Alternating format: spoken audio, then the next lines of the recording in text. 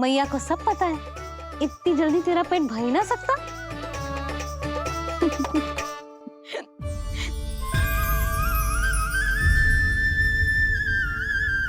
ये क्या है लल्ला? ये क्या था तेरे मुंह में, दिखा। ओहो, मैं तो भूल ही गया था कि मेरे भीतर ही तो सारी सृष्टि समाई हुई है। मैया ने उसकी झलक देख ली, अब क्या होगा? क्या हुआ यशोदा? सुनो जी, हमारे लल्ला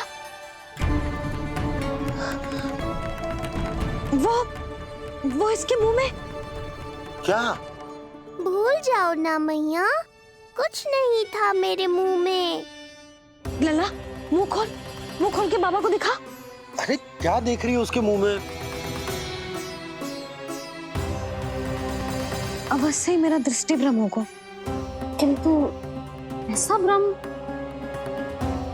अरे बताओ ना यशोदा, या फिर मुहूर्त शीघ्र ना बताने की बात का प्रतिशोध ले रही हो तुम? ना ऐसी बात ना है। तो फिर बताओ ना क्या बात है? हा?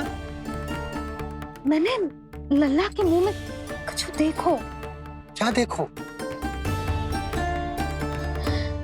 अब फंस गया मैं। मैया बाबा को सब कुछ बता देंगी और राय का पहाड़ बन जाएगा। फिर कैसे संभालूंगा इन दोनों को? ऐसे लगो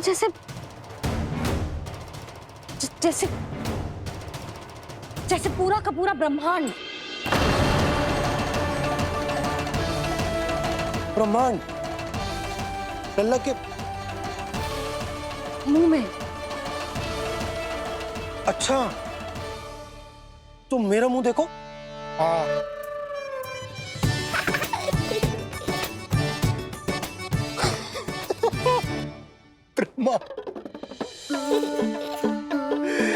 यशोदा, मुझे पता था आप मेरा उपहास उड़ाओगे। अरे नहीं, तुम देखो तो सही।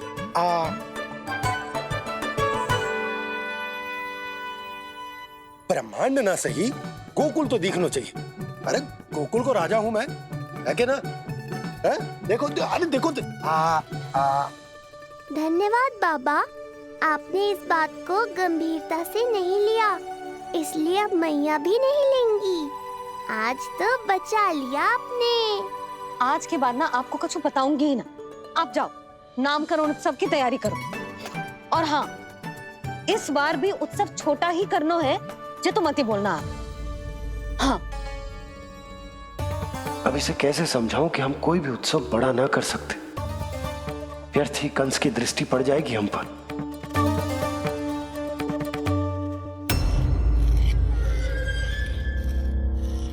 लगता है आपके सैनिक और तलवार दोनों की धार कुंद पड़ गई है महाराज।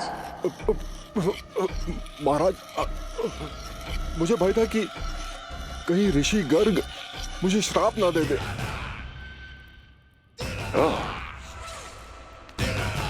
तो श्राप से भयभीत हो गए दुर्जन, किंतु कंस तो कोई श्राप नहीं देता,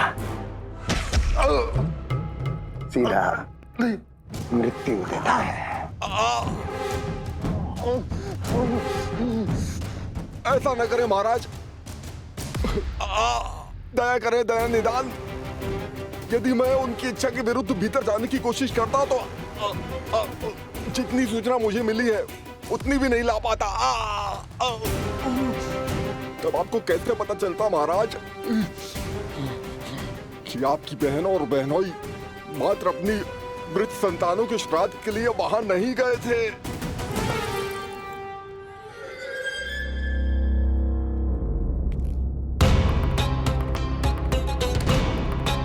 आगे बोलो। पूरी तरह तो नहीं सुन पाया महाराज, किंतु मैंने स्वयं अपने नेत्रों से देखा है महाराज। राजकुमारी देवकी ने ऋषि गर्ग के हाथ में कुछ दिया था। ये सत्य है महाराज, और ऋषि गर्ग ने उन दोनों को वचन भी दिया था। सही समय की प्रतीक्षा कीजिए राजन, आपके दोनों कार्य पूर्ण होंगे। महाराज, मैं आपका सबसे विश्वसनीय सेवक हूं। आपके हर आदेश का पालन करना मेरा अधिकार है और मैंने अपने अधिकारों का पालन किया भी है महाराज। किंतु फिर भी यदि मेरी ओर से कोई भूल हुई हो, मुझे क्षमा करे दयानिदान, मुझे क्षमा करे। इसका अर्थ है कि उत्कच सही कह रहा था। वो दोनों अवश्य ही कोई ना कोई षड्यंत्र रच रहे हैं मेरे विरुद्ध। समय आ गया है, अब मुझे किसी ऐसे की खोज करनी होगी जो उतना ही शक्तिशाली हो जितनी की मेरी ये तलवार।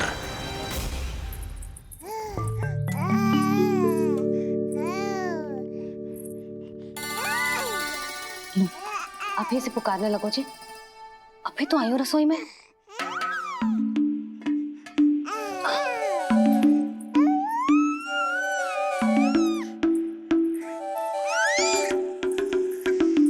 शीघ्र ही तुझे भी अपने बाबा का हाथ बटाना पड़ेगा, समझ रहे हो ना? बटाएगा ना हाथ? अभी जे 100 दिन का भी ना हो और जे इस नन्हे से बालक को काम काज का भार सौंपने की बात करने लगे। काम का नाम सुनते ही मुख से स्वर ना निकल रहे तेरे। अभी तो बड़ा ऊ कर रहा था। बता, हाथ बटाएगो के ना? अरे बता ना।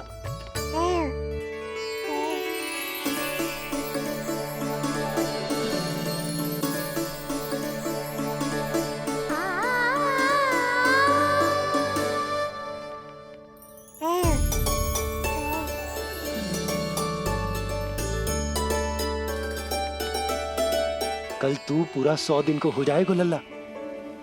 पंडित जी आएंगे, तुझे नया नाम मिलेगा। देखो तो मन में तो इनके भी कितना उत्साह भरो है, बस दृष्टि में मैं ही आती हूँ। और कल तुझे वो नाम मिलेगा लल्ला जिससे पूरा संसार तुझे पहचानेगा।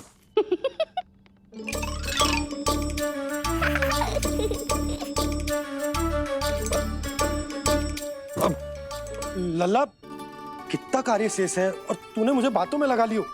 मुझे क्यों फंसा रहे हो बाबा? छुपाने की कोई आवश्यकता ना है। जितनी उत्साहित मैं हूँ उतने ही उत्साहित आप भी हो इसके नामकरण को लेके, पता है मुझे। लल्ला के नामकरण पे उसके बाबा उत्साहित ना होंगे? बिल्कुल होंगे, इसीलिए तो कह रही हूँ अपना उत्साह बांटो अपने लल्ला के साथ। मैं अभी आई। अच्छा, ऐसे तो तुम लल्ला को छोड़ के कहीं ना जाती। अभी कहाँ चली? रोहिणी जिज्जी के पास, और कहाँ? लल्ला और उसके दाव के नामकरण की तैयारी करनी है कि ना? कितने लोगों को आमंत्रित करना है, कितने प्रकार की मिठाइयां बनानी है, ढोल वाले को कितने बजे का समय देना है, ये सब सुनिश्चित करना है ना, ताकि जे उत्सव गोकुल का सबसे बड़ा उत्सव हो। अरे सूची देनी है जिज्जी को।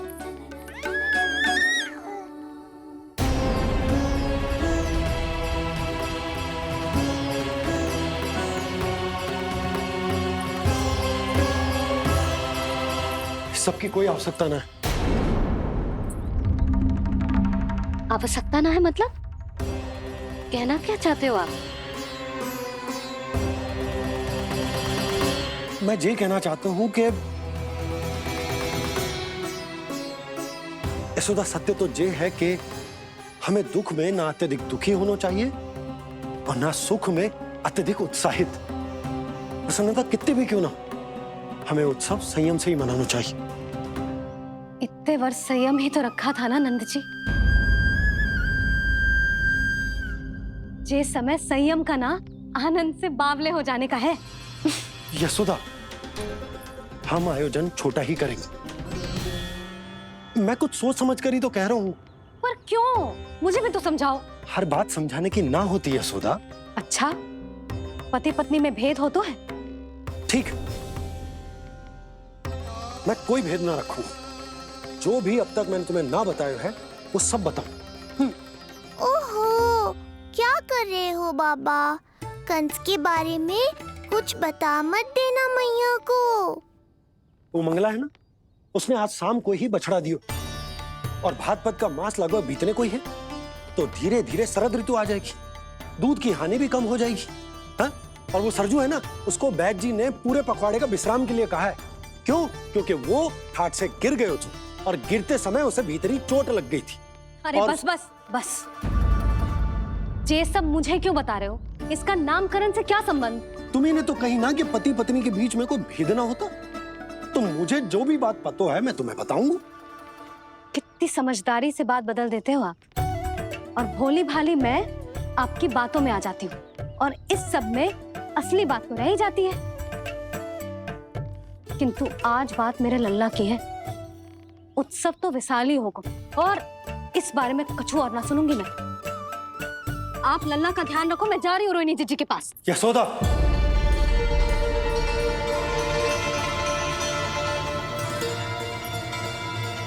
बात केवल सुनने की ना होती, उसे समझना भी पड़ता है।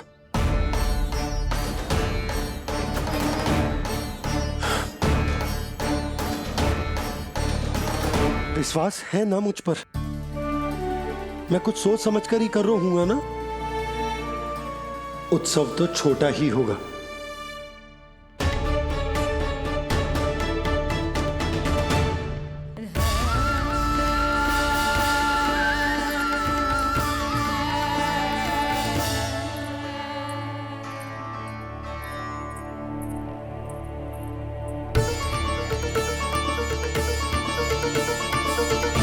क्षमा करना लल्ला, तेरी मैया को डांटना पड़ गया।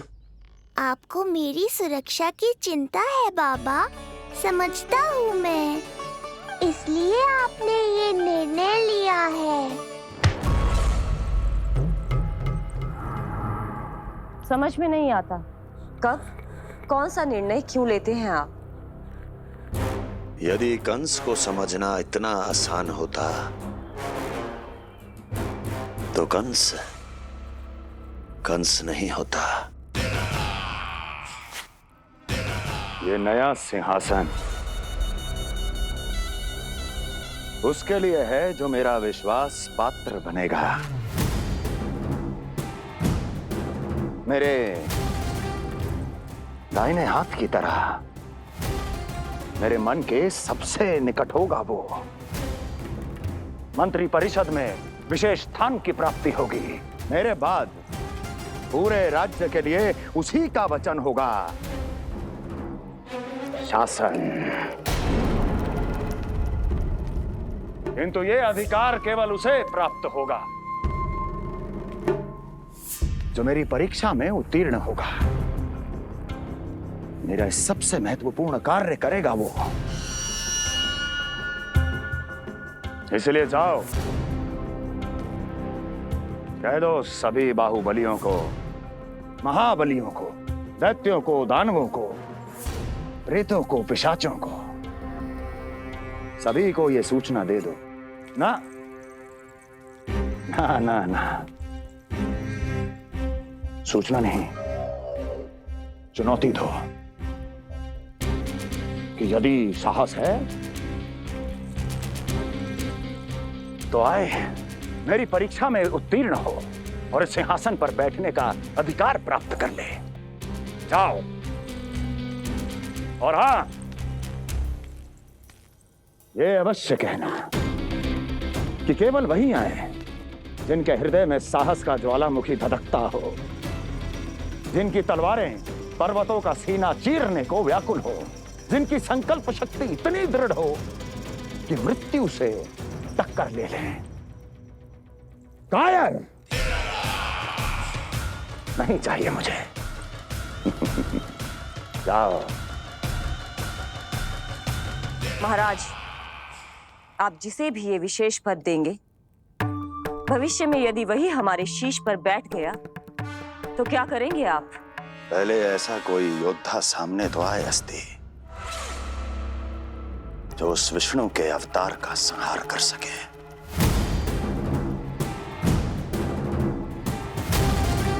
और जहां तक प्रश्न है हमारे शीश पर बैठने का, तो स्मरण रखो अस्ति, कंस को अच्छी तरह आता है ऐसे जो साहसियों को बीच दरबार में खड़ा करके अपनी उंगलियों के संकेत पर नृत्य करवाना। ता दीर्घ ता। और अपना कार्य सिद्ध होने के बाद उनके तन से उनके शीश को उतारना कंस को भली भांति आता है।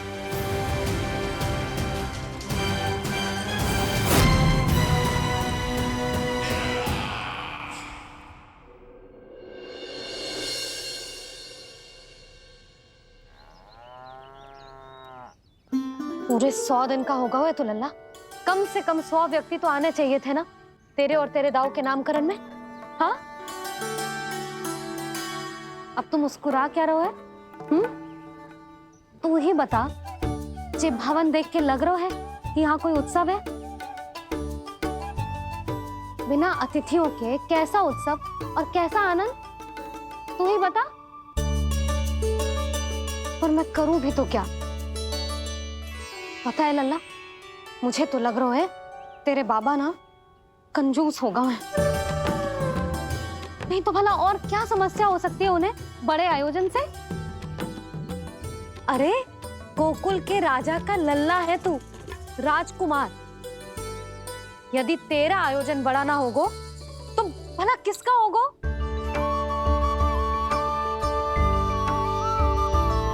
मेरी ही भूल है, मैं भोली हूं, इसीलिए व्यर्थ में तेरे बाबा की बातों में आ गई। मैं भोली हूं ना, व्यर्थ में उनका कहा मान गई। किंतु अब ना मैं कोई मांग रखूंगी, ना मैं उनसे बात करूंगी। और कहे देती हूँ लल्ला, सावधान जो इस बार तू बीच में आया तो। हाँ नहीं तो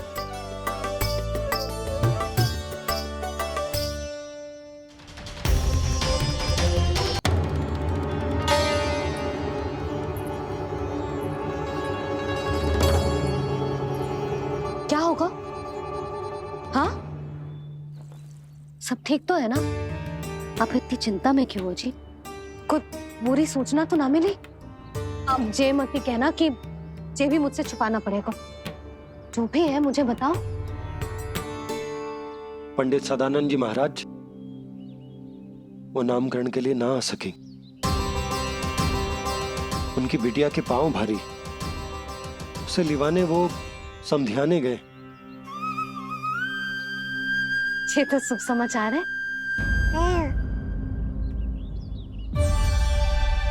किंतु मेरे लल्ला का नामकरण अब वो सही मुहूर्त पे कैसे होगा? वही तो समझ ना आ रहा। ऐसे मन छोटा करने की आवश्यकता नहीं है मैया बाबा। आप दोनों तो स्वागत की तैयारी करो, आ रहे हैं वो।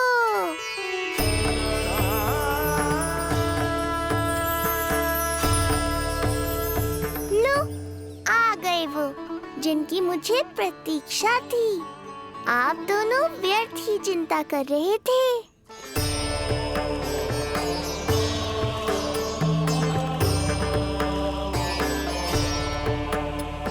अब कौन करेगा मेरे लल्ला का नामकरण? ऋषि गर्ग,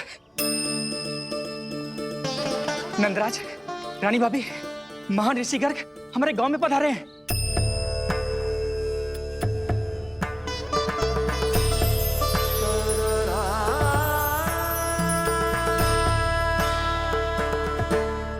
ऋषि गर्ग गोकुल में? हाँ नंदराज, और कह रहे थे उन्हें यादव राज वासुदेव जी ने भेजो है रानी जी के पास। अरे तो तुम लोग खड़े खड़े क्या देख रहे हो? जाओ उनके सत्कार की तैयारी करो। जी यशोदा, उनके स्वागत की तैयारी करो। सुनो जी, वो तो यादवों के कुलगुरु है ना, रोहिणी जीजी के यहाँ आए, हमारे यहाँ आएंगे। आप देखती जाओ मैया, वो सीधे हमारे घर ही आएंगे।